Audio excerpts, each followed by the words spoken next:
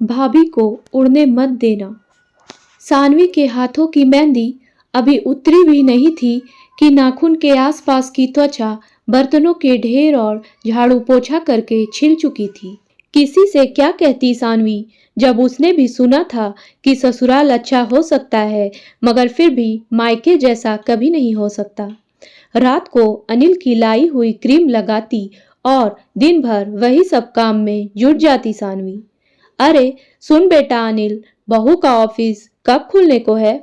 अनिल की माँ गंभीरता से पूछ रही थी।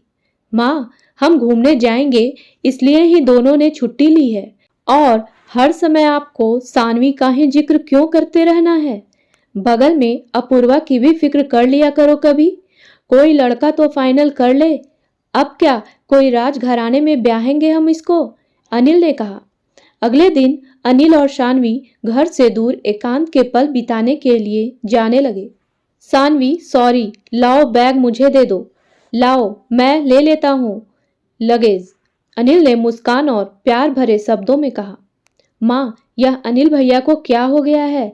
रंग ढंग ही बदल गया इनका। 2-4 दिन ब्याह किए हुए नहीं अभी। कह देती हूँ, अगर भाभी की उड़ान को कसोगी नहीं ना तुम, तो अपने बेटे को तो दूर कर ही दोगी, साथ ही मेरे भाई को भी पराया करवा दोगी तुम।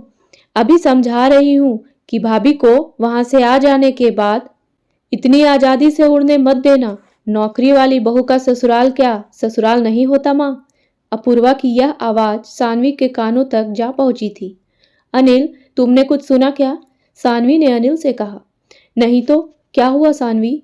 मैं कुछ भी नहीं सुना, अनिल ने उत्तर दिया तो सानवी भी हंसती हुई कहने लगी। हाँ, ऐसा ही होगा। अपने घर में तुम पुरुषों की 7वीं इंद्री सुसुप्त ही तो रहती है। जाग जाओ देव पूरी तरह, वरना देर ना हो जाए कहीं। हंसती हुई सानवी दिल ही दिल में गंभीर थी अपनी ननद अपूर्वा की बात से। अनिल और सानवी लौटे और एक दिन बाद दोनों ऑफिस के लिए निकल गए। सानवी परफेक्ट आउटफिट, आंखों में गॉगल चढ़ाए, होठों पर डार्क रेड लिपस्टिक लगाए निकली तो अपूर्वा को फिर मौका मिला। महारानी तो चली गई। अब माँ चलो शुरू हो जाओ घर की चौकीदारी पर। मेरा क्या है, ब्याह कर मैं अभी चली जाऊंगी इस घर से। तब करती रहना मलाल कि बहू की आजादी पर लगाम क्यों ना रखा था। शाम की चाय के समय अनिल की माँ ने कहा। शर्मा जी आए थे बेटा, अपने बेटे विशाल के लिए अपूर्वा पसंद आ चुकी है उन्हें। कल बेटी की भी शादी हो जाएगी तो घर पर अकेले मैं कैसे रहूंगी? तू अच्छी कमाई कर ही रहा है, क्यों ना सानवी नौकरी छोड़ दे? लेकिन मम्मी जी, आप यह फैसला खुद क्यों करने लगी हैं? मेरे मम्मी पापा की ख्वाहिश के चलते मेरी पढ़ाई हुई, मेरी नौकरी लग जाए की चाहत से मैंने मेहनत की और आज अच्छी पोस्ट पर हूँ। फिर अब नौकरी क्यों छोड़ दूँ? घर का सारा काम करने के बाद ही तो नौकरी कर रही हूँ। आपके लिए भी समय देते हैं ना हम मम्मी जी। सुबह की चाय से लेकर 11 बजे रात तक सारा काम करने के बाद ही तो अपने कमरे में सोने भी जाती हूँ मैं। व्याकुलता भरे शब्दों में सानवी बोली।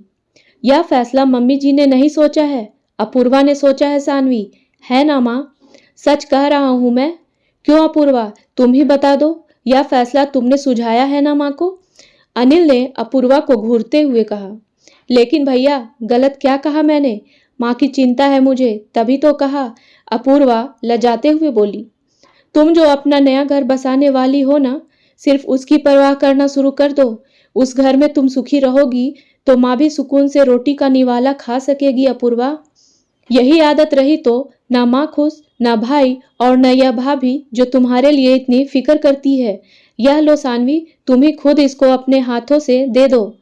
2 लाख का फिक्स डिपॉजिट, जिसमें 1 लाख अनिल ने तो 1 लाख सानवी ने साल भर में जमा किया था। सानवी ने अपूर्वा को थमाया।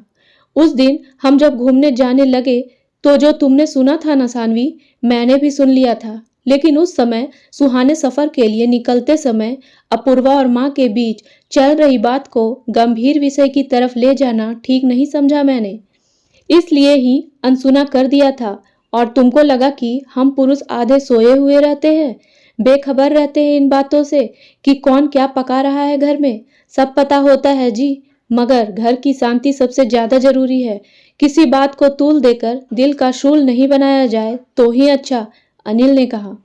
अपूर्वा हाथों में वह फिक्स डिपॉजिट का प्रमाण पत्र पकड़े अचानक सानवी के पैरों में गिर गई।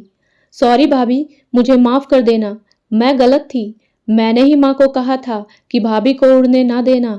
आज शर्मिंदा हूँ जब आपकी उड़ान से ही जिंदगी में स्नेह एवं उम्मीद की रोशनी जागी है। हम भाभी और ननद के रिश्ते के लिए यह सब छोड़ो, जो हुआ सो हुआ अब। और ये दहेज नहीं है अपूर्वा, यह प्यार और फिक्र है हमारी तुम्हारे लिए। कल ससुराल में कहीं पर सख्त जरूरत हो तो ही खर्च करना इनको, सानवी ने अपूर्वा को समझाया। अपनी भाभी पर पहली बार सच्चे दिल से अपूर्वा मन ही मन बलाए ले रही थी और कामना कर रही थी कि उसकी भाभी की उड़ान यूं ही चलती रहे। उम्मीद है दोस्तों कहानी पसंद आई होगी, तो मेरे वीडियो को लाइक करें और मेरे चैनल को सब्सक्राइब करना ना भूलें। धन्यवाद।